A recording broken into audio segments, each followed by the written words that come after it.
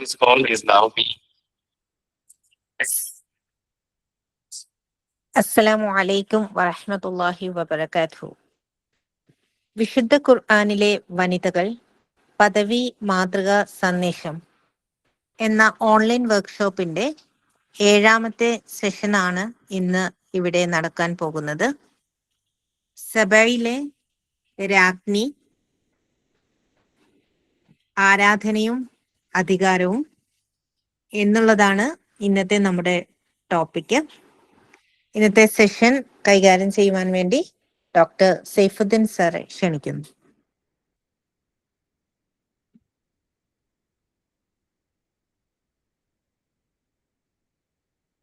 അസ്സലാമു അലൈക്കും വറഹ്മത്തുള്ളാഹി. പരിശുദ്ധ ഖുർആനിലെ വനിതകൾ, അവരുടെ മഹത്വം, സന്ദേശം, അവരുടെ പദവി എന്നീ വിഷയങ്ങളെ കുറിച്ചിട്ടുള്ള വർക്ക്ഷോപ്പിലെ സുപ്രധാനമായ ഒരു ഭാഗമാണ് ഖുർആൻ പരാമർശിച്ച സബയിലെ രാജ്ഞിയുമായി ബന്ധപ്പെട്ട ചർച്ചകൾ. സുലൈമാൻ നബി അലൈഹി ഇസ്ലാമിന്റെ ജീവിതത്തോടും അദ്ദേഹത്തിന്റെ ജീവചരിത്രത്തോടുമെല്ലാം ബന്ധപ്പെട്ട് കിടക്കുന്ന സംഭവമാണ്. എന്നാൽ പോലും ബിൽഖീസ് രാജ്ഞിയുടെ ഒരു പ്രത്യേക പരാമർശം ഉണ്ടാകുന്നത് അത് എത്രത്തോളം നമ്മളുടെ ഒരു മുസ്ലിം സമൂഹത്തിലെ വനിതകളുടെ സ്ഥാനത്തെക്കുറിച്ചുള്ള ചിന്തകളെ കൂടുതൽ വർദ്ധിപ്പിക്കുന്നു എന്നത് നമ്മൾ ആലോചിക്കേണ്ടതുണ്ട്. കാരണം ഇസ്ലാമിക ചരിത്രത്തിൽ നബി സല്ലല്ലാഹു അലൈഹി വസല്ലമയ്ക്ക് ശേഷം പ്രത്യേകം വനിതകളുമായി ബന്ധപ്പെട്ട ചർച്ചകളിൽ അവരുടെ പൊതു ഇടങ്ങളിലെ അവരുടെ പ്രാതിനിധ്യം, അതുപോലെ തന്നെ അവരുടെ ഏജൻസി, അവരുടെ യോഗ്യതകൾ, പൊതു ഇടങ്ങളിലുള്ള അവരുടെ ഇടപാടുകൾ, ഇങ്ങനെയുള്ള വിഷയങ്ങളിലെല്ലാം ഇപ്പോഴും മുസ്ലിം സമൂഹം ഒരുപാട് സംശയത്തിലാണ്. അതുകൊണ്ട് തന്നെ പരിശുദ്ധ ഖുർആൻ സ്ത്രീകളെ പരാമർശിക്കുന്ന ഭാഗത്തെല്ലാം വളരെ ശക്തിമതികളായ, വളരെ പ്രഗത്ഭരായ, ഈമാൻ കൊണ്ടും അവരുടെ തീരുമാനങ്ങൾ കൊണ്ടും അവരുടെ ഏജൻസിയുടെ കൈകർത്തൃത്വം കൊണ്ടുമെല്ലാം വളരെ സവിശേഷമായ രീതിയിലാണ് പരിശുദ്ധ ഖുർആൻ വിശദീകരിക്കുന്നത്. നമ്മൾ മുമ്പ് സംസാരിച്ച എല്ലാ മഹദികളും, അത് പ്രവാചകന്മാരുടെ ഭാര്യമാരാവട്ടെ അല്ലാത്തവരാവട്ടെ, എല്ലാവർക്കും അവരുടേതായ ഒരു പ്രത്യേക സ്ഥാനം പരിശുദ്ധ ഖുർആൻ വിശദീകരിച്ച് പറയുന്നുണ്ട്. ഇവിടെയും ഒരു മുസ്ലിം അല്ലാത്ത ഒരു സ്ത്രീയുടെ പ്രത്യേകത വിശദീകരിച്ചുകൊണ്ട് അവരുടെ സ്വഭാവത്തിലെ, അവരുടെ വർത്തമാനത്തിലെ ഓരോ വളരെ സൂക്ഷ്മ തലങ്ങളിലേക്ക് വിശദീകരണം പറയുന്ന രീതിയിലാണ് അല്ലാഹു സുബ്ഹാനഹു വ തആല ബിൽഖീസ് രാജ്ഞിയുടെ പരാമർശം ഖുർആനിൽ നടത്തുന്നത്. അതുകൊണ്ട് തന്നെ വളരെ രസകരമായി തന്നെ, അല്ലെങ്കിൽ വളരെ സൂക്ഷ്മമായി തന്നെ ഈ കാര്യം അള്ളാഹു വിശദീകരിക്കുന്നുണ്ട്. നമുക്കത് ചർച്ച ചെയ്യുമ്പോൾ മനസ്സിലാക്കാൻ കഴിയുന്ന കാര്യമാണ്. ഇത് സൂറത്ത് നംലിലാണ് ഈ ചർച്ചകളുള്ളത്. സൂറത്ത് നംലിലെ ഏകദേശം ഇവരുടെ ഒരു പരാമർശം വരുന്നത് 23-ാമത്തെ ആയത്ത് മുതലാണ്. സുലൈമാൻ നബി അലൈഹി ഇസ്ലാമിന്റെ അദ്ദേഹത്തിന്റെ സദസ്സിലുണ്ടായിരുന്ന ഹുദ്ഹുദ് എന്ന് പറയുന്ന ഒരു പക്ഷിയുമായി ബന്ധപ്പെട്ടുള്ള അവരുടെ ഒരു പരാമർശത്തിലൂടെയാണ് ചർച്ച പോകുന്നത്. അത് 20 ആയത്തുകളിലൊക്കെ നമുക്കത് കാണാം. അപ്പോൾ ആ ഒരു ഭാഗത്ത് ഹുദ്ഹുദ് പക്ഷിയെ അന്വേഷിക്കുമ്പോൾ അവർ കാണുന്നില്ല എന്നും, അപ്പോൾ അത് ആ പക്ഷി പിന്നെ പറന്നു വരുന്നു, ഞാൻ ഇങ്ങനെ ഒരു ഭാഗത്ത് ഒരാളെ കണ്ടു എന്ന് പറയുന്ന ഒരു വിശദീകരണങ്ങളിലൂടെയാണ് ഈ ഒരു ബിൽഖീസ് എന്ന് പറയുന്ന രാജ്ഞിയുടെ പരാമർശമുള്ളത്. നമ്മൾ പ്രത്യേകം മനസ്സിലാക്കേണ്ടതുണ്ട്, ബിൽഖീസ് എന്നുള്ള പേര് പരിശുദ്ധ ഖുർആനിലില്ല. നമ്മൾ മുമ്പ് പരാമർശിച്ചതുപോലെ ഒട്ടുമിക്ക സ്ത്രീകളുടെ പേരുകൾ പരാമർശിക്കുന്നില്ല. നമുക്കത് ഈ രീതിയിൽ തന്നെ ഖുർആനും ആ രീതിയിൽ തന്നെയാണ് സമീപിക്കുന്നത്. എന്നാൽ മുസ്ലിം ചരിത്രകാരന്മാർ റിപ്പോർട്ട് ചെയ്ത അവരുടെ കൃതികളുടെ പോകുമ്പോഴും ഹദീസുമായി ബന്ധപ്പെട്ട വിശദീകരണങ്ങളുടെ പോകുമ്പോഴൊക്കെയാണ് ബിൽഖീസ് എന്നുള്ള പേര് നമുക്ക് കാണുവാൻ കഴിയുന്നത്. അതുകൊണ്ട് തന്നെ പരിശുദ്ധ ഖുർആൻ പേര് പരാമർശിക്കുന്നില്ല. സൂറത്തുൽ നംലിലെ 23-ാമത്തെ ആയത്ത് മുതലാണ് ഈ ഒരു ചർച്ച വരുന്നത്. അതുകൊണ്ട് തന്നെ ഇവരുടെ ആ ചർച്ചയിലൂടെ അവരുടെ ഒരു പ്രധാനപ്പെട്ട മൂല്യങ്ങൾ, യോഗ്യതകൾ അല്ലാഹു സുബ്ഹാനഹു വ തആല നമുക്ക് വെളിവാക്കി തരുന്നുണ്ട്. അങ്ങനെയുള്ള ഒരു സ്ത്രീയുടെ സാന്നിധ്യം അള്ളാഹു പരാമർശിക്കണമെങ്കിൽ അങ്ങനെയുള്ള ഒരു വളർച്ച സ്ത്രീകൾക്കും ഉണ്ടാവാം എന്ന് പറയുന്ന ഒരു ആശയം കൂടി നമുക്ക് ആലോചിച്ചെടുക്കാൻ പറ്റുന്ന ഒരു കാര്യം കൂടാണ്. അല്ലെങ്കിൽ അങ്ങനെയുള്ള ഒരു പൊതുവായ ഇടങ്ങളിൽ സ്ത്രീകളുടെ പ്രാതിനിധ്യത്തിനും കൂടി ഒരു തെളിവായി മാറുന്നു എന്നുള്ളതും കൂടാണ്. നമ്മൾ മനസ്സിലാക്കേണ്ടത് വേറൊരു കാര്യം, ഈ സൂറത്ത് അവതരിക്കുന്നത് മക്കയിലാണ്. മക്കക്കാരായ മുശ്രിക്കുകളുടെ കാഫറുകളുടെ നിലപാടുകളെ അവലോകനം ചെയ്തുകൊണ്ട് അവരെ പഠിപ്പിക്കുന്ന ഒരു ഭാഗത്താണ് മുൻകാല പ്രവാചകന്മാരെ, മൂസാ നബി അലൈഹി ഇസ്ലാമിനെ പോലുള്ള പ്രവാചകന്മാരെയൊക്കെ പരാമർശിച്ചുകൊണ്ട് സുലൈമാൻ നബി അലൈഹി ഇസ്ലാമിനെ കുറിച്ച് പറയുന്നത്. അതായത് എത്ര വലിയ അധികാരം ഉണ്ടാണെങ്കിൽ പോലും, ഷിർക്കിന്റെ ലോകത്താണ് ജീവിക്കുന്നതെങ്കിൽ പോലും സത്യം വെളിവായി കഴിഞ്ഞാൽ അത് സ്വീകരിക്കൽ അത് നിർബന്ധമായി മാറുന്നു. അങ്ങനെ സ്വീകരിച്ച മഹതിയായ ഒരു വനിതയുടെ കഥ വിശദീകരിച്ചുകൊണ്ട് ഇത് നിങ്ങൾക്കും ബാധകമാണ് എന്ന് പറയുന്ന തരത്തിലാണ് പരിശുദ്ധ ഖുർആൻ സൂറത്തുൽ നംലിൽ ബിൽഖീസ് രാജ്ഞിയുടെ പരാമർശം നടത്തുന്നത്. സബ എന്ന് പറയുന്ന ഒരു പ്രദേശത്ത്, പ്രത്യേകിച്ച് ഇന്നത്തെ യമനിലെ, ദക്ഷിണ യമനിലെ ഒരു ഭാഗത്ത് പരന്നിടന്നിരുന്ന ഒരു വലിയ ഒരു സാമ്രാജ്യമായിരുന്നു, കിങ്ഡം ആയിരുന്നു എന്നൊക്കെയാണ് ചരിത്രത്തിൽ നമുക്ക് കാണുവാൻ കഴിയുന്നത്. BC 10-ാം നൂറ്റാണ്ടിന് മുമ്പ് ആ ഒരു പശ്ചാത്തലത്തിലാണ് ഇത് വിശദീകരിക്കുന്നത്. സുലൈമാൻ നബിയുടെ അതേ കാലഘട്ടത്തിലാണല്ലോ ഇതുള്ളതും. അതുകൊണ്ട് തന്നെ യമൻ വടക്ക് ഭാഗങ്ങളും അതുപോലെ തന്നെ ഉത്തരാഫ്രിക്കയിലെ ചില ഭാഗങ്ങളും അബിസീനിയ അടക്കമുള്ള ചില ഭാഗങ്ങളുടെ ഒക്കെയും ഇതിന്റെ കീഴിലുണ്ടായിരുന്നു എന്നൊക്കെ ചരിത്രത്തിൽ നമുക്ക് കാണുവാൻ കഴിയും. ആ പ്രദേശത്തെ ഒരു രാജ്ഞിയുമായി ബന്ധപ്പെട്ട ചർച്ചയാണ് ഇവിടെ പറയുന്നത്. അതുകൊണ്ട് തന്നെ സൂറത്തുൽ നംലിലെ 20 മുതൽ 44 വരെയുള്ള ആയത്തുകളിൽ ഇവരുടെ ചില വിശദീകരണങ്ങളൊക്കെയും പരിശുദ്ധ ഖുർആൻ പറയുന്നുണ്ട്. അപ്പോൾ ഈ ഒരു ഹുദ്ഹുദ് പക്ഷി സുലൈമാൻ നബി അലൈഹി ഇസ്ലാമിന്റെ അടുത്തേക്ക് വന്നെത്തുകയും അവരോട് പറയുന്ന വർത്തമാനം പരിശുദ്ധ ഖുർആൻ രേഖപ്പെടുത്തുന്നുണ്ട്. അത് സൂറത്തുൽ നംലിലെ 23-ാമത്തെ ആയത്തിൽ അള്ളാഹു പറയുന്നു, ഇനി വജത്തു ഇംറഅതൻ തംലികുഹും വഊതിയതു മിൻ കുല്ലി ഷൈഇൻ വലഹാ അർശുൻ അളീം.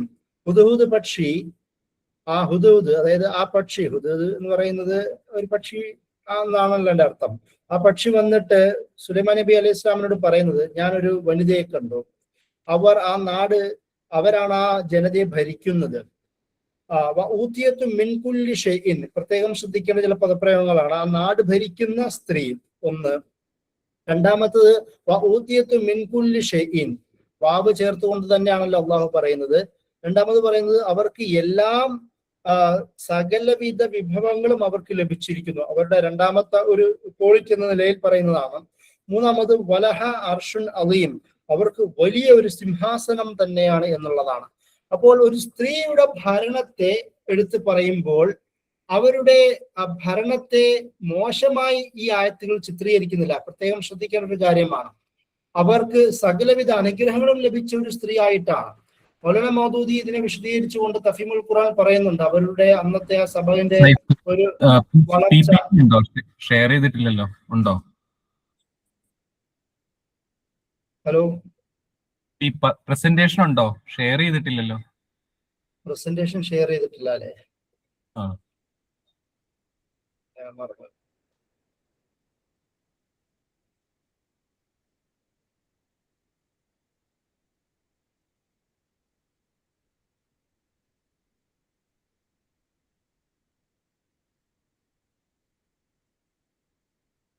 കാണാമോ?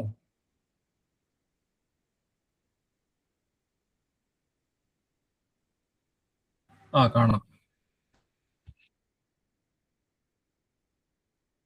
ഓക്കെ, ഞാൻ പറഞ്ഞു വന്നത് ഈ സ്ത്രീയുടെ പ്രധാനപ്പെട്ട 3 കാര്യങ്ങളെ അള്ളാഹു പ്രത്യേകം എടുത്തു പറയുന്നു. ഒന്നാമത് ആ ഹുദ്ഹുദ് പറയുന്നത് ഇനി വജത്ത് ഇംറഅതൻ തംലികുഹും, അവരെ ഭരിക്കുന്ന ഒരു സ്ത്രീ എന്നുള്ളതാണ്. അതായത് രാജ്ഞിയായ ഒരു സ്ത്രീയുടെ സവിശേഷത, ഭരിക്കുന്ന ഒരു സ്ത്രീ എന്ന നിലയിലാണ്. അവിടെ ഒരു നെഗറ്റീവായ മോശമായ ഒരു വർത്തമാനം, സ്ത്രീയുടെ ഭരണാധിപത്യത്തെ ചിത്രീകരിക്കുന്ന ഒരു പദവും അള്ളാഹു ഇവിടെ ഉപയോഗിക്കുന്നില്ല. രണ്ടാമത് അത് മാത്രമല്ല, ഭരിക്കുന്നത് മാത്രമല്ല, ഊതിയത്തു മിൻ കുല്ലി ഷൈഇൻ, അവർക്ക് സകലവിധ വിഭവങ്ങളും എല്ലാ കാര്യങ്ങളും ലഭിക്കപ്പെട്ടവരാണ്, അവർക്ക് ലഭിച്ചിരിക്കുന്നു എന്നാണ് രണ്ടാമത്തെ ഗുണം പറയുന്നത്. മൂന്നാമത് പറയുന്നത് വലഹ അർഷുൻ അലീം. ആ 23-ാമത്തെ ആയത്തിൽ, സൂറത്തുൽ നംലിലെ 23-ാമത്തെ ആയത്തിൽ അള്ളാഹ് പറയുന്നത് അവർക്ക് വലിയ ഒരു സിംഹാസനമുണ്ട്. നമ്മൾക്ക് മനസ്സിലാക്കേണ്ടത്, സിംഹാസനം എന്ന് പറയുന്നത് മുൻകാലഘട്ടങ്ങളിൽ അവരുടെ ഒരു പൊളിറ്റിക്കൽ അതോറിറ്റിയുടെയും അല്ലെങ്കിൽ അവരുടെ ഒരു സൊവേണിറ്റിയുടെ ഒരു ആധിപത്യത്തിന്റെ ഒരു അടയാളം എന്ന നിലയിലാണ്. അപ്പോൾ ആ ഒരു വർത്തമാനം പറയുമ്പോഴും ഇവിടെ ഒരു ജെൻഡറുമായി ബന്ധപ്പെട്ട വർത്തമാനങ്ങളോ അല്ലെങ്കിൽ മോശമായ ഭരിക്കുന്നത് ശരിയല്ല എന്നതിലൊരു മൊറാലിറ്റി, ഒരു ആ തരത്തിലൊരു വർത്തമാനങ്ങൾ പോലും ഇവിടെ പറയുന്നില്ല. പകരം ആ സ്ത്രീയെ, അവരുടെ ഭരണത്തെ, അവരുടെ കയ്യിലുള്ള സൗഭാഗ്യങ്ങളെ അള്ളാഹു എണ്ണി പറയുന്ന, വർണ്ണിക്കുന്ന ആയത്തുകളാണ് നമുക്കിവിടെ കാണുവാൻ കഴിയുന്നത്. പക്ഷെ അതേസമയം തന്നെ അള്ളാഹു സുബ്ഹാനഹു വ തആല ഇവിടെ ഹുദ്ഹുദ് പറയുന്നത് തുടർന്ന് പറയുന്നുണ്ട്. എന്താണ് അവരുടെ കുഴപ്പമായി പറയുന്നത്? അവരുടെ കുഴപ്പമായി പറയുന്നത് വജത്തുഹാ വ ഖൗമഹാ യസ്ജുദൂന ലിശംസി മിൻ ദൂനില്ലാഹ്. അവരും അവരുടെ ജനവും അള്ളാഹുവിന് പകരം സൂര്യനെ പ്രണാമിക്കുന്നതായിട്ടാണ് ഞാൻ കണ്ടത്. അതായത് സൂര്യാരാധകരാണ് ആ രാജ്ഞിയും അവിടുത്തെ നാട്ടുകാരും എന്നതാണ് പറയുന്നത്. പിന്നെ അല്ലാഹു സുബ്ഹാനഹു വ തആല പിന്നീട് അതിന് ശേഷം വിശദീകരിച്ച് പറയുന്നത് വസയ്യന ലഹും ശൈത്താന അമാലഹും, ചെകുത്താൻ അവരുടെ കർമ്മങ്ങൾ ആകർഷകമാക്കിയിരിക്കുന്നു. ഫസദ്ദഹു മൻ സബീൽ അനിസ് സബീൽ, അവൻ അവരെ അതുകൊണ്ട് തന്നെ നേർവഴിയിൽ നിന്ന് തടഞ്ഞിരിക്കുകയാണ്. ഫഹും ലാ യഹ്തദൂൻ, അതിനാൽ അവർ സന്മാർഗം പ്രാപിക്കുന്നില്ല. എന്നിട്ട് വീണ്ടും പറയുന്നുണ്ട് അല്ലാ യസ്ജുദു ലില്ലാഹില്ലദീ യുഖ്റജു അൽ ഖബാ ഫിസ് സമാവാതി വൽ അർദി ബിഅലമു മാ തഖ്ഫൂന വമാ തുഅ്ലിനൂൻ. അതായത് എന്താണ് അവരുടെ അവസ്ഥ എന്ന് പറയാണ്? വാനലോകത്തും ഭൂമിയിലും മറഞ്ഞു കിടക്കുന്ന വസ്തുക്കൾക്കും പുറത്തു കൊണ്ടുവരുന്നവനും നിങ്ങൾ ഒളിച്ചു വെക്കുന്നതും വെളിപ്പെടുത്തുന്നതുമായ സകല സന്തതികളും അറിയുന്നവനുമായ അള്ളാഹുവിനെ അവർ സുജൂദ് ചെയ്യുന്നില്ല, പ്രണമിക്കുന്നില്ല എന്നാണ്. എന്നിട്ട് അതിനുശേഷം പറയുന്നത് അല്ലാഹു ലാ ഇലാഹ ഇല്ലാ ഹുവ റബ്ബുൽ അർശിൽ അലീം. അള്ളാഹു ആവട്ടെ, അവനല്ലാതെ ആരാധനയ്ക്ക് അർഹനായിട്ട് ആരും വേറെ ആരുമില്ല, അവന് മഹത്തായ സിംഹാസനത്തിന് ഉടമയാവുന്നു. കാരണം നേരത്തെ ബിൽഖീസ് രാജ്ഞിയുടെ മഹത്വത്തെ പറയുമ്പോൾ വലഹ അർഷുൻ അലീം എന്ന് പറയുമ്പോൾ, ആ ഒരു വലിയൊരു അർഷുണ്ട്, സിംഹാസനം ഉണ്ടെന്ന് പറയുമ്പോൾ അല്ലാഹു സുബ്ഹാനഹു വ തആല 26-ാമത്തെ ആയത്തിൽ പറയുന്നത് അതിനേക്കാളും വലിയ അർഷുൽ അലീം, ആ സിംഹാസനത്തിന്റെ റബ്ബ് അള്ളാഹുവാണ് എന്ന് പറഞ്ഞുകൊണ്ട് ഒരു അള്ളാഹുവിന്റെ അടിയാളാണ് രാജ്ഞി എന്ന രീതിയിലുള്ള പരാമർശം അള്ളാഹു ആ സൂറത്തിൽ തുടർന്ന് പറയുന്നത് നമുക്ക് കാണുവാൻ കഴിയും. അപ്പോൾ ഈ ഒരു സംഭവം ഉണ്ടാകുമ്പോൾ സുലൈമാൻ നബി അലൈഹിസ്സലാം എന്താണ് ചെയ്യുന്നത്? ഒരു പ്രവാചകൻ എന്ന നിലയിലും പരിശുദ്ധ ഖുർആൻ പരിചയപ്പെടുത്തുന്ന ആളാണല്ലോ സുലൈമാൻ നബി അലൈഹിസ്സലാം. അതുപോലെ തന്നെ അതിന്റെ കൂടെ തന്നെ ആ ഒരു രാജാവുമാണ്. രാജാവായ പ്രവാചകന്മാരായി പരിശുദ്ധ ഖുർആൻ ചൂണ്ടിക്കാട്ടുന്ന പ്രധാനമായി പേരെടുത്ത് പറയുന്നത് ദാവൂദ് നബി അലൈഹി ഇസ്ലാമിനെയും അതുപോലെ തന്നെ സുലൈമാൻ നബി അലൈഹി ഇസ്ലാമിനെയുമാണ്. യൂസുഫ് നബി അലൈഹി ഇസ്ലാമിന്റെ രാജാധിപത്യത്തെ കുറിച്ചുള്ള അഭിപ്രായ വ്യത്യാസങ്ങൾ നമുക്ക് ചരിത്രത്തിൽ കാണാം. അദ്ദേഹം മന്ത്രിയായിരുന്നു എന്നോ അല്ലെങ്കിൽ ചിലർ പറയുന്ന രാജാവായിരുന്നു എന്നൊക്കെ അഭിപ്രായ വ്യത്യാസമുണ്ട്. എന്നാൽ അങ്ങനെ ഒരു അഭിപ്രായ വ്യത്യാസം ഇല്ലാതെ നേരിട്ട് പരാമർശിക്കുന്ന രണ്ട് പ്രവാചകന്മാർ, നബിമാർ, ദാവൂദ് നബി അലൈഹി ഇസ്ലാമും മകൻ സുലൈമാൻ നബി അലൈഹി ഇസ്ലാമുമാണ്. അപ്പോൾ ഒരു ദഅവത്ത് ദൗത്യമായ ഒരു രാജാവായ സുലൈമാൻ നബി അലൈഹി ഇസ്ലാം പിന്നീട് എന്താണ് ചെയ്യുന്നത്? അദ്ദേഹം ഒരു കത്ത് അയച്ചു കൊടുക്കുന്നു. ആ കത്ത് കൊടുത്തിട്ട് പറയുന്നു ഇദ്ഹബ് ബി കിതാബി ഹാദാ ഫഅൽഖി ഇലൈഹിം, എന്റെ ഈ എഴുത്ത് കൊണ്ടുപോയി അവർക്ക് ഇട്ടുകൊടുക്കുക. സുമ്മ തവല്ല അൻഹും, എന്നിട്ട് അനന്തരം മാറി നിന്നിട്ട് ഫൻദുർ മാദാ യർജിഊൻ, അവരെന്ത് പ്രതികരിക്കുന്നു എന്ന് നോക്കുക എന്ന് ഈ ഹുദ്ഹുദിനോട് അള്ളാഹു സുലൈമാൻ നബി അലൈഹി ഇസ്ലാം പറയുന്നുണ്ട്. അപ്പോൾ ഈ കത്ത് കിട്ടുകയും പിന്നീട് എന്താണ് ബിൽഖീസ് ചെയ്യുന്നത്, ആ ചെയ്യുന്ന പ്രവർത്തനത്തെ അള്ളാഹു വിശദീകരിക്കുന്നുണ്ട്. അള്ളാഹ് ഇവിടെ പറയുന്നത് ഖാലത്ത്, ഈ കത്ത് കിട്ടുന്നതോടുകൂടി ആ കത്തിനെ അവർ തന്നെ വായിക്കുന്നു എന്ന രീതിയിലാണ് ഖുർആൻ വിശദീകരിക്കുന്നത്. യാ അയ്യുഹൽ മലഅ്, മലഅ് എന്ന പ്രയോഗം എന്ന് പറഞ്ഞാൽ പ്രമാണിമാരാണ്. അതായത് അവരുടെ ദർബാറിലെ പ്രധാന നേതാക്കന്മാരെ ഉപയോഗിച്ചുകൊണ്ടുള്ള പദപ്രയോഗമാണ് മലഅ്. അപ്പോൾ അവരെ വിളിച്ചുകൊണ്ട്, പ്രമാണിമാർഗം നേതാക്കന്മാരെ എന്ന രീതിയിൽ വിളിച്ചുകൊണ്ട് ഇന്നി ഉൽഖിയ ഇലയ്യ കിതാബുൻ കരീം, എന്നിലേക്ക് ഇതാ ഗൗരവമേറിയ ഒരു സന്ദേശം എറിയപ്പെട്ടിരിക്കുന്നു. ഇന്നഹു മിൻ സുലൈമാൻ, ഇത് സുലൈമാനിൽ നിന്നുള്ളതാണ്. വ ഇന്നഹു ബിസ്മില്ലാഹിർ റഹ്മാനിർ റഹീം, എന്നിട്ട് പരമദയാലുവും കരുണാനിധിയുമായ അള്ളാഹുവിന്റെ നാമത്തിൽ ആരംഭിച്ചിട്ടുള്ളതാകുന്നു എന്ന് പറഞ്ഞുകൊണ്ട് അവർ ആ കിതാബ് അവിടെ വായിക്കുന്നു. ആ ലെറ്ററിലുള്ളത് അടുത്ത ആയത്തിൽ അള്ളാഹു സുബ്ഹാനഹു വ തആല പറയുന്നത് അല്ലാ തഅലു അലയ്യ വ ഉതൂനി മുസ്ലിമീൻ, അതിന്റെ ഉള്ളടക്കം ഇതെന്ന രീതിയിൽ അവർ വായിക്കുന്നുണ്ട്. എന്നോട് നിങ്ങൾ ധിക്കാരം പ്രവർത്തിക്കരുത്, മുസ്ലിങ്ങളായി എന്റെ സന്നിധിയിൽ നിങ്ങൾ ഹാജരാവണം. അതായത് ദഅവത്ത്, ഒരു രാജാവ് എന്ന രീതിയിലാകുമ്പോൾ രാജാധിപത്യത്തിന്റെ സ്വഭാവത്തിന്റെ ഒരു രീതി ഈ പ്രബോധന ദൗത്യത്തിലുണ്ടെന്ന് നമുക്ക് മനസ്സിലാക്കാം. അപ്പോൾ അവിടെ സുലൈമാൻ നബി അലൈഹി ഇസ്ലാമിന്റെ ഒരു അപ്പർ ഹാൻഡ് ചർച്ചയിൽ നമുക്ക് കാണാം. ആ ഒരു സ്വഭാവത്തിലുള്ള കത്തിനോട് പോലും എങ്ങനെയാണ് ഈ ബിൽഖീസ് രാജ്ഞി പ്രതികരിക്കുന്നത് എന്നുള്ളതാണ് അടുത്ത ആയത്തുകളിൽ അല്ലാഹു സുബ്ഹാനഹു വ തആല വിശദീകരിക്കുന്നത്. അതായത് വളരെ ഖണ്ഡിതമായ വർത്തമാനങ്ങളിലൂടെയാണല്ലോ സുലൈമാൻ നബി അലൈഹി ഇസ്ലാം കത്തയക്കുന്നത്. ആ കത്തിൽ എന്നോട് ധിക്കാരം പ്രവർത്തിക്കരുത്, അതിന്റെ കൂടെ തന്നെ മുസ്ലിങ്ങളായി എന്റെ അടുത്തേക്ക് വരണം, ഇസ്ലാം സ്വീകരിക്കണം എന്ന രീതിയിലുള്ള ഒരു കത്ത് അവിടെ വരുമ്പോൾ ആ കത്തിനോട്, ആ ഒരു ഹാർഷായ ലാംഗ്വേജ് എന്ന് തോന്നിക്കാവുന്ന തരത്തിലുള്ള ഈ കത്തിനോട് എങ്ങനെയാണ് ഇവിടെ ബിൽഖീസ് പ്രതികരിക്കുന്നതെന്ന് നമുക്ക് അടുത്ത ആയത്തുകളിൽ കാണാം.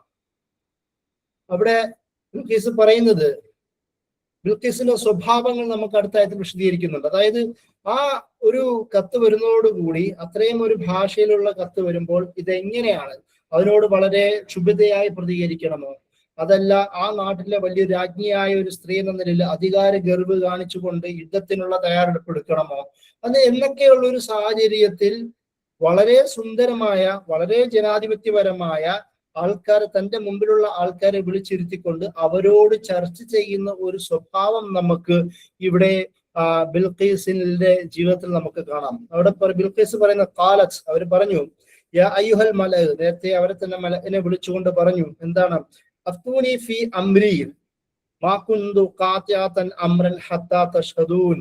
അവർ പറയുന്നത്, അല്ലയോ ഈ മുഖ്യരെ, ഈ പ്രശ്നത്തിൽ എന്നെ നിങ്ങൾ ഉപദേശിക്കുവിൻ, ഞാൻ നിങ്ങൾ അറിയാതെ ഒരു കാര്യവും തീരുമാനിക്കാറില്ലല്ലോ. അതായത് ചർച്ചയ്ക്ക് തയ്യാറെടുക്കുന്ന, ക്ഷുഭിതയാവാതെ തന്റെ മുമ്പിലുള്ള ഷൂറ അല്ലെങ്കിൽ കൂടിയാലോചന സമിതിയോട് സംസാരിക്കുന്ന ഒരു സ്ത്രീ എന്ന രീതിയിൽ അവരോട് ഒരു ഇമോഷണൽ ആവാതെ, ഇമ്പൾസിറ്റീവ് അതൊക്കെ ഒഴിവാക്കിക്കൊണ്ട് ചർച്ചയ്ക്ക് തയ്യാറാവുന്ന ഒരു സ്ത്രീയുടെ സ്വഭാവത്തെ അല്ലാഹു സുബ്ഹാനഹു വ തആല ഇവിടെ വിശദീകരിച്ച് പറയുന്നുണ്ട്. നമ്മൾ നേരത്തെ പറഞ്ഞതുപോലെ ഈ സൂറത്ത് എന്ന് പറയുന്നത് മക്കൻ മുശ്രിക്കുകളെ എങ്ങനെയാണ് ദീൻ പഠിക്കേണ്ടത്, മനസ്സിലാവേണ്ടത്, മനസ്സിലാക്കി കഴിഞ്ഞാൽ എങ്ങനെയാണ് നിലപാടെടുക്കേണ്ടത് എന്ന് പഠിപ്പിക്കുന്ന ഭാഗത്താണെങ്കിലും ആ ഒരു മേഖലയിൽ പോലും ഇവിടെ രാജ്ഞിയുടെ സ്വഭാവത്തെ വിശദീകരിക്കുന്നതാണ് ഈ നമ്മുടെ ചർച്ചയിലെ പ്രധാനപ്പെട്ട പോയിന്റ്. അതിൽ നിന്നും നമുക്കും ഒരുപാട് ധാരാളം ആശയങ്ങൾ ലഭിക്കുന്നുണ്ട്. അവർ പറയുന്നത്, ഞാന് നിങ്ങളോട് സംസാരിക്കാതെ തന്നെ ഒരു തീരുമാനം എടുക്കുന്ന ആളല്ലല്ലോ എന്ന് അവരോട് പറയുന്നുണ്ട്. അപ്പോൾ തൊട്ടുടനെ തന്നെ കൂടി ആ സമിതിയിലുള്ള ആൾക്കാർ എന്താണ് പറയുന്നത്? അവർ പറഞ്ഞു, ഖാലു നഹ്നു ഉലു ഖുവ, നമ്മള് വളരെ പ്രബലരാണല്ലോ, ശക്തിയുള്ളവരാണോ, വളരെ പരാക്രമശാലികളാണല്ലോ നമ്മൾ. എന്നിട്ട് വൽ അംറു ഇലൈകി ഫൻദുരി മാദാ തഅ്മുരീൻ, എന്നിട്ട് ഇനി തീരുമാനം നിങ്ങളുടെ കൈകളിൽ തന്നെയാണ്, എന്ത് കൽപ്പിക്കണമെന്ന് നിങ്ങൾ തന്നെ ആലോചിച്ചാലും എന്ന് അവരും പറയുന്നുണ്ട്. അതായത് ആദ്യമേ തന്നെ മറുപടി പറയുന്നത്, നമുക്ക് ശക്തി ഉണ്ടല്ലോ, നമുക്ക് തിരിച്ചടിക്കാനും പ്രതികരിക്കാനും ഉള്ള ഒരു പവറിന്റെ ഒരു സൂചന എന്ന നിലയിലാണ് ആൾക്കാർ മറുപടി പറയുന്നത്. എന്നാൽ ഈ ഒരു മറുപടി പറയുമ്പോൾ പോലും തിരിച്ച് എങ്ങനെയാണ് ബിൽഖീസ് രാജ്ഞി പ്രതികരിക്കുന്നത്? തൊട്ടടുത്ത കുറച്ചും കൂടി ക്ഷമ പാലിക്കുന്ന, വളരെ കണ്ണിങ്ങായി ഉത്തരം പറയുന്ന ഒരു സ്ത്രീയെ നമുക്ക് അടുത്ത ആയത്തിൽ കാണാം. അവര് അടുത്ത ആയത്തില് 34-ാമത്തെ ആയത്തിൽ പറയുന്നു, കാലത്ത് ഇന്നൽ മുലൂക ഇദാ ദഖലു ഖരിയതൻ, രാജാക്കന്മാർ ഒരു നാട്ടിൽ പ്രവേശിച്ചാൽ അഫ്സദൂഹ, അവർ അതിനെ മുഴുവനും നശിപ്പിച്ചു കളയുകയും വജഅലു ഐസത്ത അഹ്ലിഹ അതില്ല, അതിലെ അന്തസ്സുറ്റ പൗരന്മാരെ, നാട്ടുകാരെ നിന്ദിക്കുകയും ചെയ്യും. വകദാലിക യഫ്അലൂൻ, അങ്ങനെ തന്നെയാണ് അവർ ചെയ്യാറുള്ളത്. അപ്പോൾ അതായത് ഈ യുദ്ധമല്ല, അതിനേക്കാളും അപ്പുറം പീസാണ്, ഡിപ്ലോമസിയാണ് പ്രാധാന്യമുള്ളത് എന്ന് പറയുന്ന ആ ഒരു നാട്ടിന്റെ ഭൗമരാഷ്ട്രീയവും അതുപോലെ തന്നെ പ്രതിസന്ധിയുടെയും അതിലൂടെ ഉണ്ടാവുന്ന ഭവിഷ്യത്തുകളും നന്നായി അറിയുന്ന വളരെ വിവേകമതിയായ ഒരു സ്ത്രീയുടെ ചിത്രീകരണം അല്ലാഹു സുബ്ഹാനഹു വ തആല ഈ ആയത്തിലൂടെ കാണിക്കുന്നുണ്ട്. അപ്പോൾ അതിന് ഭാഗമായിട്ടാണ് തൊട്ടടുത്ത ആയത്തിൽ അവർ പറയുന്നത്, ഒരു കാര്യം ചെയ്യാം, വഇന്നി മുർസിലതൻ ഇലൈഹിം ബിഹദിയത്തിൻ ഫനാദിറത്തുൻ ബിമാ യർജഉൽ മുർസലൂൻ, ഞാന് ആ ജനത്തിന് ഒരു കാഴ്ച, ഒരു ഹദിയ, സമ്മാനം കൊടുത്തയക്കാം, എന്നിട്ട് അവരെന്തും മറുപടിയുമായിട്ടാണ് ഈ ദൂതന്മാർ മടങ്ങി വരുന്നതെന്ന് നോക്കാമെന്ന് 35-ാമത്തെ ആയത്തിൽ ഇവര് പറയുന്നത് അള്ളാഹു കോട്ട് ചെയ്യുന്നുണ്ട്. അപ്പോൾ പിന്നീട് എന്താ സംഭവിക്കുന്നത്? അതേ നമ്മൾ വായിച്ചു നോക്കുമ്പോൾ ഒരു ചരിത്രം തിരിയാം. ഇവർ ഈ സമ്മാനം സുലൈമാൻ നബി അലൈഹി ഇസ്ലാമിന്റെ മുമ്പിലേക്ക് എത്തുമ്പോൾ സുലൈമാൻ നബി അലൈഹി ഇസ്ലാം അവരോട് ചോദിക്കുന്നുണ്ട്, ആല അതുമിദ്ദൂനനി ബിമാലിൻ ഫമാ ആതൈന അല്ലാഹു ഖൈറും മിമ്മാ ആതാകും, അതായത് നിങ്ങൾ എന്നെ സമ്പത്ത് കൊണ്ട് സഹായിച്ചു കളയുമെന്നാണോ വിചാരിക്കുകയാണോ? എന്നാൽ അള്ളാഹു എനിക്ക് നൽകിയിട്ടുള്ളത് നിങ്ങൾ നൽകിയിട്ടുള്ളതിനേക്കാൾ എത്രയോ വർദ്ധിച്ചതാണ് എന്ന് പറയുന്നുണ്ട്. എന്നിട്ട് പറയുന്നത്, പക്ഷെ നിങ്ങൾ സമ്മാനങ്ങൾ വളരെ മഹത്തരമായിട്ടാണ് കാണുന്നത്, അതായത് അതിനേക്കാളും വലിയ സമ്പത്തുള്ള ഒരാളാണ് ഞാൻ എന്ന് മറുപടി പറയുന്നു. എന്നിട്ട് സുലൈമാൻ നബി അലൈഹി സ്വലാം അവരുടെ ഇർജിഇലൈഹിം, ഈ ആ ദൂതരോട് തന്നെ തിരിച്ച് നിങ്ങൾ അവരോട് പോയി പറയുക, എന്നിട്ട് ഞാനൊരു സൈന്യവുമായി വരുന്നു, നിങ്ങളത് മുമ്പ് കാണാത്ത ചെറുക്കാനാവാത്ത ഒരു പടയുമായിട്ടാണ് ഞാൻ വരുന്നത്, അങ്ങനെ നാട്ടിൽ നിന്നൊക്കെ ഞാൻ അവരെ പുറത്താക്കുമെന്ന രീതിയിലുള്ളൊരു ഭീഷണി സുലൈമാൻ നബി അലൈഹി സ്വലാം വരുമ്പോ അതിനുശേഷമാണ് ഈ അദ്ദേഹത്തിന്റെ സദസ്സിലുള്ള ആൾക്കാരുമായിട്ടുള്ള സംഭാഷണങ്ങൾ ഉണ്ടാവുകയും പിന്നീട് അതിന്റെ ഭാഗമായി ഈ ബിൽഖീസ് രാജ്ഞിയുടെ സിംഹാസനം എടുത്തുകൊണ്ടുവരുന്ന ചർച്ചകളൊക്കെ ഉണ്ടാവുന്നത്. ആ ചർച്ചകളൊക്കെ ഉണ്ടാവുകയും അങ്ങനെ അതിന്റെ ഭാഗമായ ചർച്ചകൾ നടക്കുകയും അവസാനം ഇവിടെ ബിൽഖീസ് രാജ്ഞി സുലൈമാൻ നബി അലൈഹി ഇസ്ലാമിനെ കാണുവാൻ തീരുമാനിക്കുകയും ചെയ്യുന്നു. അവരെങ്ങനെ അവിടെ എത്തുന്നതിന് മുമ്പ് സിംഹാസനം അവിടെ സുലൈമാൻ നബി അലൈഹി ഇസ്ലാമിന്റെ കൊട്ടാരത്തിൽ എത്തിച്ചേരുന്നുണ്ട്. അതിന്റെ ഒരു പരീക്ഷണാർത്ഥം എന്ന രീതിയിലാണ് കൊണ്ടുവരുന്നത്. അതായത് എന്തിനാണ് ഇത് കൊണ്ടുവരുന്നതെന്ന് ചോദിച്ചാല് അവരെ അവരെ അനുസരണയുള്ളവരായ സ്വയം എന്റെ അടുക്കൽ എത്തിച്ചേരുന്നതിന് മുമ്പ് അത് കൊണ്ടുവരാനാണ് പറയുന്നത്. അതായത് ഒരു പരീക്ഷണം എന്ന നിലയിലാണ് സുലൈമാൻ നബി അലൈഹി സ്വലാം അത് ചെയ്യുന്നത്. എന്താണെങ്കിലും ഇവിടെ ഈ ഒരു സംഭവം നടക്കുകയും അവിടെ ബിൽഖീസ് രാജ്ഞി അവിടെ എത്തുന്നതായിട്ടുള്ള പരാമർശമുള്ളത് 42-ാമത്തെ ആയത്തിലാണ്. ഫലമ്മ ജാഅത്, രാജ്ഞി വന്നെത്തിയപ്പോ ഖീല, ഈ സുലൈമാൻ നബി അലൈഹി സ്വലാം അവരോട് ചോദിച്ചതാവാം, ഹാക്കദ അർശുക്, നിങ്ങളുടെ സിംഹാസനം ഈ വിധത്തിലുള്ളതാണോ എന്ന് ഇവിടെ ചോദിക്കുന്നുണ്ട്. അപ്പോൾ അങ്ങനെ ചോദിക്കുമ്പോ അവര് പറയുന്നത് കാലത്ത് അന്നഹു ഹുവ, ഇത് അതുപോലെ തന്നെ ഉണ്ടല്ലോ എന്ന രീതിയിലാണ് മറുപടി പറയുന്നത്. അതായത് ഇത് അതുപോലെ തന്നെ ഉണ്ട്, അതുപോലെ ഉള്ളതാണ് ഇത് എന്ന രീതിയിലാണ് മറുപടി പറയുന്നത്. എന്നിട്ട് അതിന് ശേഷം പറയുന്നത് മുസ്ലിമീൻ, മുമ്പേ തന്നെ ഞങ്ങൾക്ക് വിവരം ലഭിച്ചിരുന്നു, ഞങ്ങൾ അനുസരണയുള്ളവർ ആയി കഴിഞ്ഞു, അതായത് മുസ്ലിങ്ങളായി കഴിഞ്ഞു. അവിടെ തന്നെ ഇസ്ലാം പ്രഖ്യാപിക്കുന്ന ഒരു സീൻ നമുക്ക് അവിടെ കാണാം. സത്യം മനസ്സിലാക്കുന്ന ഒരു സാഹചര്യത്തിൽ ഇസ്ലാം പ്രഖ്യാപിക്കുന്ന ഒരു സ്ത്രീയായിട്ട് ഈ ആയത്തിൽ നമുക്ക് കാണാം. ഇവിടെ ചില പണ്ഡിതന്മാർ ഈ കാലത്ത് അന്നഹു ഹുവ എന്ന് പറയുന്ന പദപ്രയോഗത്തിന്റെ സവിശേഷതയെ വിശദീകരിക്കുന്നുണ്ട്. അവര് ഒറ്റയടിക്കുന്നതാണോ എന്ന് ചോദിക്കുമ്പോൾ യെസ് എന്ന ഉത്തരം അവര് അവിടെ പറയുന്നത്, പകരം കുറച്ചും കൂടി നോ എന്ന, അതായത് ഇതല്ല എന്നുമല്ല പറയുന്നത്, അതായത് വളരെ സൂക്ഷിച്ച് ആലോചിച്ചിട്ടുള്ള മറുപടി എന്ന രീതിയിലാണ് അവർ ഉത്തരം പറയുന്നത്. അതുകൊണ്ട് കാലത്ത് അന്നഹു ഹുവ, അതുപോലെയാണ് ഇത് എന്ന രീതിയിലുള്ള ഒരു മറുപടിയാണ്. അതായത് വളരെ ഏത് രീതിയിൽ മറുപടി പറയണമെന്ന് നന്നായി അറിയുന്ന ഒരു അധികാരമുള്ള സ്ത്രീയുടെ ഒരു ഇമേജ് അല്ലാഹു സുബ്ഹാനഹു വ തആല ഇതിലൂടെ കാണിക്കുന്നുണ്ട്. കാരണം ആലോചിച്ച് നോക്കുക, ഇതിൽ കാഫ് എന്ന് പറയുന്നത് പോലെ എന്ന് പറയുന്ന ഒരു അർത്ഥമുള്ള പദപ്രയോഗമാണല്ലോ. ഹുവ എന്ന് വെച്ചാൽ അത് എന്നുള്ളതാണ്, അതിനെ ഐഡന്റിറ്റി വ്യക്തമാക്കുന്നതാണ്. അപ്പോൾ അതിന്റെ ആ പദം ഉപയോഗിക്കുന്നതിലൂടെ അവർ ഉദ്ദേശിച്ചത് എന്താണ്? അവർ പറയുന്നത് ഇതിന്റെ ഫീച്ചറുകളൊക്കെ നോക്കുമ്പോൾ ഇത് എന്റെ തന്നെയാണ്, പക്ഷേ ഇവിടെ എത്തുന്ന ഇതിന്റെ സ്ഥലവും ഇതിന്റെ ടൈമും ഒക്കെ നോക്കുമ്പോൾ ഇത് എന്റേതല്ല. ആ രീതിയിലുള്ള ഒരു മറുപടിയാണ് പറയുന്നത്. അത്രത്തോളം ലോജിക്കലായ ഒരു മറുപടി പറയുന്ന ഒരു കഥാപാത്രം എന്ന നിലയിൽ നമുക്ക് ഈ ആയത്തിലൂടെ അല്ലാഹു സുബ്ഹാനഹു വ തആല അവരുടെ സ്വഭാവത്തെ വ്യക്തമാക്കുന്നുണ്ട്. അത് മാത്രമല്ല, ഇതിന്റെ ഒരു രീതി, തൊട്ടടുത്ത പരീക്ഷണം സുലൈമാൻ നബി അലൈഹി സ്വലാം അവർക്ക് കാണിക്കുന്നത് എന്താണ്? ഒരു ഗ്ലാസ് ഉള്ള വാട്ടർ താഴെയുള്ള ആ ഒരു സംവിധാനത്തിലൂടെയാണല്ലോ കൊണ്ടുപോകുന്നത്. അടുത്ത 44-ാമത്തെ ആയത്തില് അല്ലാഹു സുബ്ഹാനഹു വ തആല അത് പരാമർശിക്കുന്നുണ്ട്. അവര് ഖീല ലഹാ ഉദ്ഖുലു സർഹ, കൊട്ടാരത്തിലേക്ക് പ്രവേശിച്ചു കൊള്ളുക എന്ന് അവരോട് പറയപ്പെട്ടു. ഫലമ്മ റഅതുഹു ഹസിബതഹു ലുജ്ജ വകശഫത അൻ സാഖൈഹ, അതായത് അവര് അത് കണ്ടപ്പോൾ തെളിനീർ തടാകമാണെന്ന് കരുതി തന്റെ കണങ്കാലിൽ പുടവ പൊക്കി പിടിച്ചു. അപ്പോൾ സുലൈമാൻ നബി അലൈഹി സ്വലാം അവരോട് പറഞ്ഞു, ഖാല ഇന്നഹു സർഹുൻ മുമർറദുൻ മിൻ ഖവാരീർ, അത് തിളങ്ങുന്ന സ്ഫടിക മണ്ഡപമാണ്, അതായത് സ്ഫടികം കൊണ്ടുണ്ടാക്കിയ ആ സംവിധാനമാണ് എന്ന് അവരോട് പറഞ്ഞു. അപ്പോഴാണ് ഖാലത്ത് റബ്ബി ഇന്നി വലംതു നഫ്സി വ അസ്ലംതു മഅ സുലൈമാൻ ലില്ലാഹി റബ്ബിൽ ആലമീൻ, അപ്പോൾ അവർ വിളിച്ചു പറഞ്ഞു, എന്റെ റബ്ബേ, ഇന്ന് വരെ ഞാൻ എന്നോട് തന്നെ അധർമ്മം പ്രവർത്തിച്ചു കൊണ്ടിരുന്നു, ഇന്ന് ഞാൻ സുലൈമാനിന്റെ കൂടെ സർവലോകനാഥനായ അള്ളാഹുവിന് സ്വയം സമർപ്പിതയാകുന്നു എന്നാണ് അവരുടെ മറുപടി. ഈ മറുപടിയിൽ അതായത് സത്യം തിരിച്ചറിയുകയും, അതിനെക്കുറിച്ച് ഞാൻ വിശദീകരിക്കാം. അവിടെ അവർ പറയുന്ന മറുപടി സുലൈമാനിന്റെ കൂടെ എന്നുള്ളതാണ്. അവിടെ മനസ്സിലാക്കേണ്ടത് തന്നെ വളരെ കത്തയച്ച് വിളിച്ചു വരുത്തിയ സുലൈമാനിന്റെ മുമ്പിലല്ല അവർ കീഴടങ്ങുന്നത്.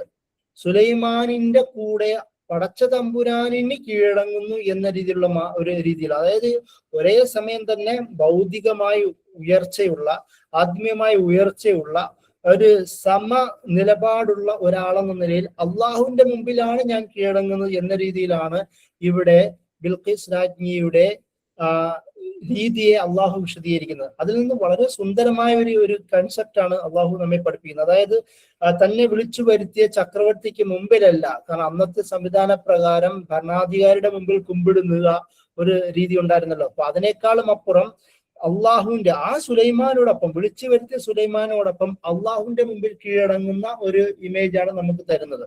അതിന്റെ കൂടെ തന്നെ വേറെയും ചില ധാരണകൾ ഇതിൽ ഉണ്ടാവേണ്ടത്. അതായത് നേരത്തെ അർഷുമായി ബന്ധപ്പെട്ട കാര്യം പറഞ്ഞല്ലോ. അർഷുമായി ബന്ധപ്പെട്ട കാര്യം പറയുമ്പോൾ അവരെന്താണ് പറയുന്നത്?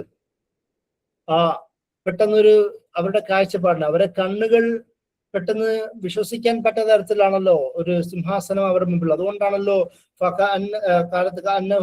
അതുപോലെയാണ് ഇത് എന്ന രീതിയിലുള്ള ഒരു വർത്തമാനം പറയുന്നത്. അപ്പൊ അതിൽ നിന്നൊരു പാഠം അവരെ പഠിപ്പിക്കുന്നത്, നമ്മുടെ ഒരു കാഴ്ചപ്പാട് ചിലപ്പോൾ എന്താവാം, ചിലപ്പോൾ മായയായി മാറാം, ശരിയല്ലാതായി മാറാം. നമ്മുടെ മുമ്പിൽ വ്യക്തമായത് എല്ലാം നമ്മുടെ ശരിയായ ഇതാവണമെന്നില്ല. കാരണം ഇതിൽ കൂടെ അവരെ പഠിപ്പിക്കുന്ന മറ്റൊരു പാഠം, മുമ്പിൽ വെച്ചിരിക്കുന്ന വിഗ്രഹം അതാവണമെന്നില്ല ശരിയായ ദൈവം എന്ന് പറയുന്നൊരു കൺസെപ്റ്റും കൂടെയാണ്. അതുകൊണ്ടും കൂടിയിട്ടാണ് ഇവിടെ ബിൽഖീസ് രാജ്ഞിയുടെ പരാമർശം മക്കൻ സൂറത്തായ നംലിൽ പറഞ്ഞുകൊണ്ട് മക്കക്കാരെ പഠിപ്പിക്കുന്നത്. നിങ്ങൾ മുമ്പിൽ വെച്ചിരിക്കുന്ന വിഗ്രഹം അത് സത്യമാവണമെന്നില്ല, പകരം നിങ്ങൾ കാണാത്തത് പലതും അബ്സല്യൂട്ട് റിയാലിറ്റികൾ അതിനപ്പുറം ഉണ്ട് എന്ന് പറയുന്ന ഒരു കൺസെപ്റ്റും കൂടി ഇവിടെ അള്ളാഹു പഠിപ്പിക്കുന്നുണ്ട്. അതുപോലെ തന്നെയാണ് ഈ കൊട്ടാരത്തിന്റെ ആ ഗ്ലാസിന്റെ ഒരു ആശയവും കൂടി പഠിപ്പിക്കുന്നുണ്ട്. അവിടെ ആ ഗ്ലാസിന്റെ ഒരു ആശയത്തിൽ പറയുന്നത്, നിങ്ങളുടെ മുമ്പിൽ വെള്ളമായിട്ട് തോന്നുന്നത് അത് വെള്ളമാവണമെന്നില്ല, അത് ഗ്ലാസ് ആണ്. അതായത് ദൈവം വന്ന് നിങ്ങൾ കരുതുന്നത് പലതും ദൈവമാവണമെന്നില്ല, ദൈവത്തിന്റെ പേരിൽ നിങ്ങൾ ആചരിക്കുന്ന മറ്റു പലതുമാകും.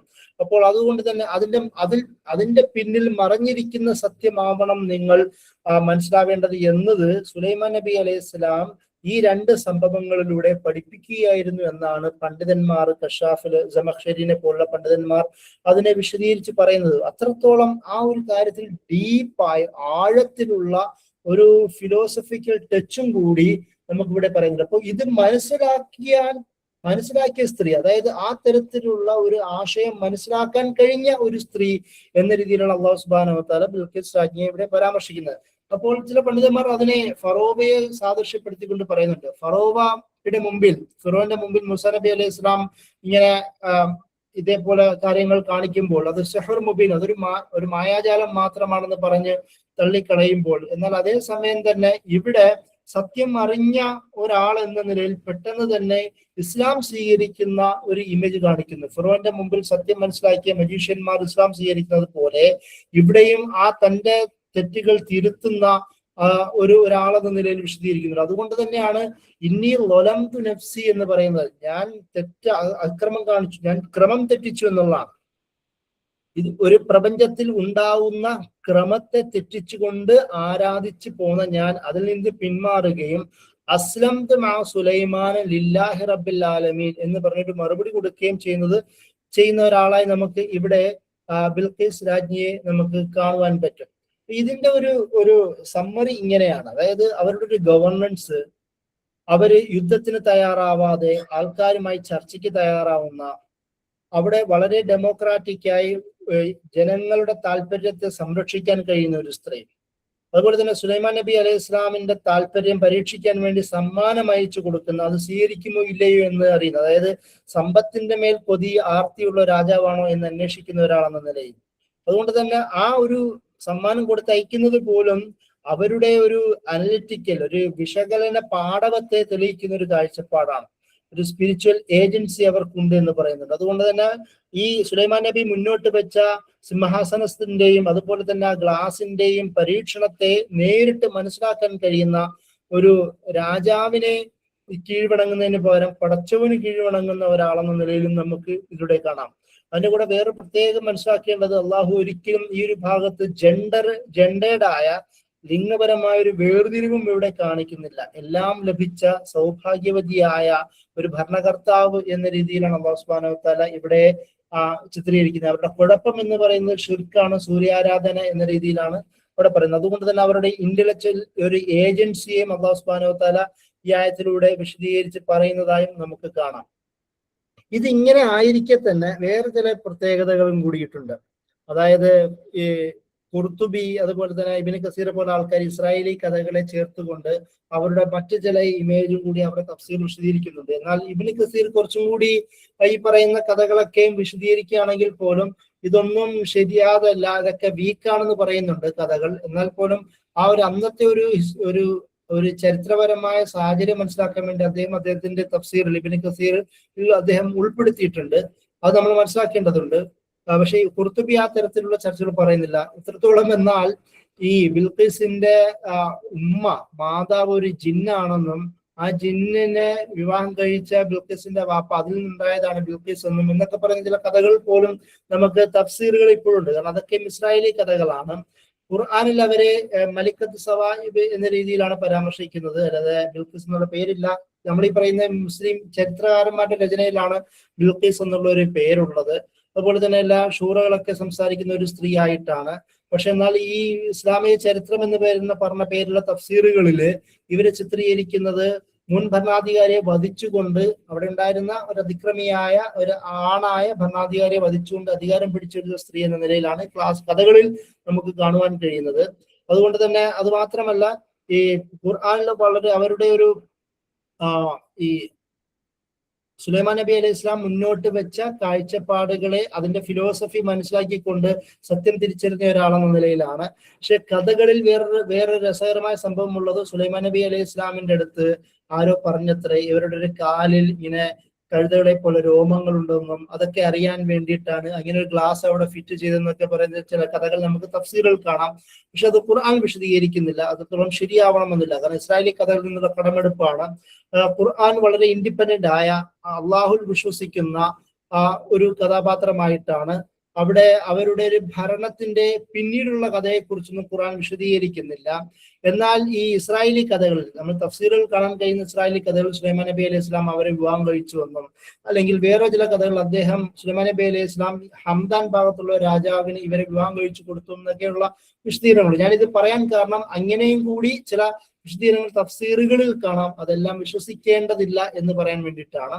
ബൈബിളിന്റെ ചില പരാമർശങ്ങളും കൂടി പറഞ്ഞുകൊണ്ട് നമുക്കിവിടെ അവസാനിപ്പിക്കാം. ബൈബിളിൽ ഇതേപോലെ തന്നെ രാജാക്കന്മാർ 1 അതുപോലെ തന്നെ ക്രോണിക്കിൾസ് എന്ന് പറയുന്ന ഭാഗത്തും ഇവരുടെ ചില വിശദീകരണങ്ങളുണ്ട്. ബൈബിളിലും ഖുർആനിലുള്ള പ്രധാനപ്പെട്ട വ്യത്യാസം എന്ന് പറയുന്നത്, ഇവിടെ അവരുടെ ഒരു ഷിർക്കൻ ആരാധനാ രീതികളെ കണ്ടറിഞ്ഞുകൊണ്ട് ദഅവത്ത് നടത്തുന്ന സുലൈമാൻ നബി അലൈഹി ഇസ്ലാമിന്റെ പരാമർശമാണെങ്കിൽ ഇവിടെ നേരെ തിരിച്ചിട്ടാണ്. ഇവർ അങ്ങനെയുള്ള ഒരു ബന്ധമൊന്നും ഒരു കറസ്പോണ്ടൻസും നമുക്ക് കാണുവാൻ കഴിയില്ല. ഇവർ നേരെ സുലൈമാൻ നബി അലൈഹി ഇസ്ലാമിനെ കണ്ടെത്തി വരുന്ന ഒരു രീതി എന്ന നിലയിലാണ് ബൈബിളിലുള്ള പരാമർശം ഉണ്ടാവുന്നത്. സുലൈമാൻ നബി അലൈഹി ഇസ്ലാമിന്റെ ആ പ്രഭാവത്തെയൊക്കെ തിരിച്ചറിഞ്ഞുകൊണ്ട് ചില ചോദ്യങ്ങൾ ചോദിച്ചുകൊണ്ട് സത്യം അറിയാൻ വരുന്ന ഒരാളെന്ന നിലയിലും ഒരു ഡിപ്ലോമസിയുടെ ബന്ധം എന്ന നിലയിലൊക്കെയാണ് ബൈബിളിൽ ഈ ഒരു പരാമർശം നമുക്ക് കാണുവാൻ കഴിയുന്നത്. അതിനുവേണ്ടി വളരെ വിശദമായി തന്നെ വിശദീകരണം പറയുന്നുണ്ട് ഇതില്. ആ ഭാഗങ്ങളിലെ കിങ്സ് എന്ന് പറയുന്ന രാജാക്കന്മാർ എന്ന ചാപ്റ്ററിൽ അവിടെ സുലൈമാൻ നബി അലൈഹി ഇസ്ലാമിന് ഒരുപാട് അദ്ദേഹം അവർ കണ്ട കാര്യങ്ങളെയൊക്കെ അത്ഭുതപ്പെട്ടു പോയി എന്നാണ് പരാമർശിക്കുന്നത്. അതായത് കൊട്ടാരത്തിന്റെ ആർക്കിടെക്ചർ, അദ്ദേഹത്തിന്റെ ഭക്ഷണം, സീറ്റ് അറേഞ്ച്മെന്റ്, കപ്പ് പിടിച്ചുകൊണ്ട് നടക്കുന്ന സെർവൻസുകള്, അതുപോലെ തന്നെ ഈ വിവിധ തരത്തിലുള്ള കാര്യങ്ങൾ കണ്ട് അത്ഭുതപ്പെടുന്ന ഒരു സ്ത്രീ ആയിട്ട് ബൈബിളിൽ വിശദീകരിക്കുന്നുണ്ട്. അതിന്റെ കൂടെ തന്നെ സമ്മാനങ്ങൾ എങ്ങനെ കൊടുക്കുകയും പിന്നെ തിരിച്ചു പോകുന്ന ഒരാളായിട്ടാണ്. അതുപോലെ തന്നെ പുതിയ നിയമത്തില് യേശു ക്രിസ്തു അവരെ കിഴക്കിലെ രാജ്ഞി എന്ന് പറയുന്ന ഒരു പരാമർശം നടത്തുന്നതായി മാത്യുവിലും ലൂക്കിലും 2 ചാപ്റ്ററുകൾ നമുക്ക് അങ്ങനെ കാണാം. അപ്പൊ അത് മാത്രമല്ല, വേറൊരു പിൽക്കാലത്ത് വന്ന ഈ യഹൂദ കഥകളുടെ ചില റിപ്പോർട്ടുകളില് മറ്റൊരു തരത്തിലുള്ള വിശദീകരണവും കൂടിയിട്ടുണ്ട്. അതായത് ഇവർ ആഫ്രിക്കൻ ഭാഗത്ത് മറ്റൊരു കഥകളുണ്ടായിരുന്നു, കേബ്ര നഗാഷ്ത് എന്ന പേരിലാണ് അത് അറിയപ്പെടുന്നത്. എത്യോപ്യയിലെ അവിടെ ഒരു ക്യൂൻ മക്കേദ എന്ന് പറയുന്ന ഒരു സ്ത്രീയുണ്ട്. അവരുടെ ആ ഒരു സ്ത്രീ എന്ന് പറയുന്നത് അത് സുലൈമാൻ നബി അലൈഹി ഇസ്ലാമും ഇവരും തമ്മിലുള്ള കുഞ്ഞിന്റെ ഭാഗമായി അവരിൽ ഉണ്ടായതാണ് ഈ മെനലിക്ക് എന്ന് പറയുന്ന ഒരു കുട്ടി. ആ കുട്ടിയാണ് എത്യോപ്യയിലെ ആദ്യത്തെ ചക്രവർത്തിയെ അറിയപ്പെടുന്നത്. അപ്പോൾ ഈ ക്യൂൻ മക്കദ എന്ന് പറയുന്നത് ഈ സ്ത്രീയാണെന്നും അതുപോലെ തന്നെ അതിൽ സുലൈമാൻ നബിക്ക് ഉണ്ടായ കുട്ടിയാണ് മെനലിക്ക് ഒന്നാമനെന്നും എത്യോപ്യയുടെ ഒന്നാമത്തെ ചക്രവർത്തിയായിട്ടാണ് അത് ഇവർ കാണുന്നത്. അതുകൊണ്ട് തന്നെ എത്യോപ്യൻ എന്ന് വെച്ചാൽ അബസീനിയ, നമ്മൾ നേരത്തെ പറഞ്ഞിരുന്നു സബഇന്റെ അധീന പ്രദേശത്തിലുള്ള ഭാഗമാണ് അബസീനിയയും. അപ്പോൾ അവരുടെ ഒരു സങ്കല്പ ഫലമായി ഈ മെനലിക്ക് പിന്നീട് വളർന്നു വലുതാവുകയും ഈ പറയുന്ന ഫലസ്തീൻ ഭാഗത്തേക്കുള്ള ഒരു ബന്ധം അവര് കാത്തു സൂക്ഷിക്കുകയും ചെയ്തു എന്നൊക്കെയുള്ള ഒരു വായനകൾ നമുക്ക് കാണാം. എന്നുവെച്ചാൽ അങ്ങനെ ഒരു വിവാഹം നടത്തിയെന്നും എത്യോപ്യയിലെ ഒരു സാമ്രാജ്യത്വം രൂപപ്പെടുന്നതിൽ സുലൈമാൻ നബി അലൈഹി ഇസ്ലാമിന്റെയും സബയിലെ രാജ്ഞിയും തമ്മിലുള്ള ഒരു ബന്ധം കാരണമായിട്ടെന്ന് പറയുന്ന ഒരു കഥകൾ നമുക്ക് ചരിത്രത്തിൽ അങ്ങനെ ഒരു ഓറൽ ഹിസ്റ്ററിയുടെ ഭാഗമായിട്ട് നമുക്ക് കാണാം. അപ്പോൾ ഇതാണ് പൊതുവായിട്ട് അവർ തമ്മിലുള്ള ഒരു വ്യത്യാസമുള്ളത്. ബൈബിളിൽ ഖുർആൻ വ്യത്യാസം വരുന്നത് സുലൈമാൻ നബി അലൈഹി ഇസ്ലാമിന്റെ ബൈബിൾ കാഴ്ചപ്പാട് പ്രകാരം സുലൈമാൻ നബി അലൈഹി ഇസ്ലാമിന്റെ വിവേകം മനസ്സിലാക്കേണ്ടി അങ്ങോട്ട് വരുന്ന ഒരാളെന്ന നിലയിൽ ഖുർആൻ സുലൈമാൻ നബി അലൈഹി ഇസ്ലാം അവരുടെ ഒരു ഷിർക്ക് മനസ്സിലാക്കിക്കൊണ്ട് കത്തയച്ച് വിളിച്ചു വരുത്തുന്ന ഒരാളെന്ന നിലയിലും, അതുപോലെ തന്നെ ഇവിടെ സുലൈമാൻ നബി അലൈഹി ഇസ്ലാമിന് വേണ്ടി ഒരുപാട് പ്രാർത്ഥിക്കുകയും പ്രകീർത്തിക്കുകയൊക്കെ ചെയ്യുന്നു. എന്നാൽ പോലും പ്രത്യേകിച്ചും മതമാറ്റമൊന്നും അവിടെ പരാമർശിക്കുന്നില്ല. പക്ഷെ ഖുർആനിൽ അവരുടെ ഇസ്ലാമിലേക്കുള്ള ഒരു വരവിനെ പരാമർശിക്കുന്നത് നമുക്ക് കാണാം. ബൈബിളിൽ അവരുടെ ഒരു ചരിത്രം, അവരുടെ ട്രേഡ്, ആർക്കിടെക്ചർ, പൊളിറ്റിക്കൽ ഓർഗനൈസേഷൻ പോലുള്ള വർത്തമാനങ്ങളെ കുറിച്ചുള്ള ചർച്ചകൾ മാത്രമാണ് ബൈബിൾ പരാമർശിക്കുന്നത്. എന്നാൽ ഖുർആനിൽ ഈ മറ്റ് അഭൗതികമായ കാര്യങ്ങളെ കുറിച്ചും ഈ പറയുന്ന ആ ഒരു സിംഹാസനത്തെ കുറിച്ചും അതുപോലെ തന്നെ ഗ്ലാസിന്റെ കൊട്ടാരത്തെ കുറിച്ചുമുള്ള വർത്തമാനങ്ങൾ കാണാം. അപ്പൊ ഈ ഒരു വേർതിരിവ് നമുക്ക് ബൈബിളിലും അവിടെയും കാണാം. ഈ തരത്തിലാണ് പരിശുദ്ധ ഖുർആൻ സഭയിലെ ബിൽഖീസ് രാജ്ഞിയെ പരാമർശിക്കുന്നത്. അതായത് വളരെ സെൽഫ് ഏജൻസി ഉള്ള, പൊളിറ്റിക്കൽ അതോറിറ്റി ഉള്ള, ഡെമോക്രാറ്റിക് ആയ, എന്നാൽ സത്യം കണ്ടറിഞ്ഞ് തിരിച്ചറിഞ്ഞപ്പോൾ ഇസ്ലാം സ്വീകരിക്കാൻ തയ്യാറായ, എന്നാൽ അത് രാജാവിന്റെ മുമ്പിൽ സബ്മിറ്റ് ചെയ്യുന്നതിനേക്കാളും അപ്പുറം സുലൈമാൻ നബി അലൈഹി ഇസ്ലാമിന്റെ കൂടെ ലില്ലാഹി റബ്ബിൽ ആലമീൻ അള്ളാഹുവിന് സബ്മിറ്റ് ചെയ്യുന്ന ഒരു സെൽഫ് ഏജൻസി ഉള്ള ഒരു അക്കൗണ്ടബിൾ ആയ ഒരാളെന്ന നിലയിലാണ് അള്ളാഹു സുബ്ഹാനഹു വ തആല ബിൽഖീസ് രാജ്ഞിയെ പരിചയപ്പെടുത്തുന്നത്. ഇത്രയും പറഞ്ഞുകൊണ്ട് എന്റെ വാക്കുകൾ അവസാനിപ്പിക്കുകയാണ്. അസ്സലാമു അലൈക്കും വറഹ്മത്തുള്ളാഹി. വഅലൈക്കും അസ്സലാം വറഹ്മത്തുള്ളാഹി. Thank you.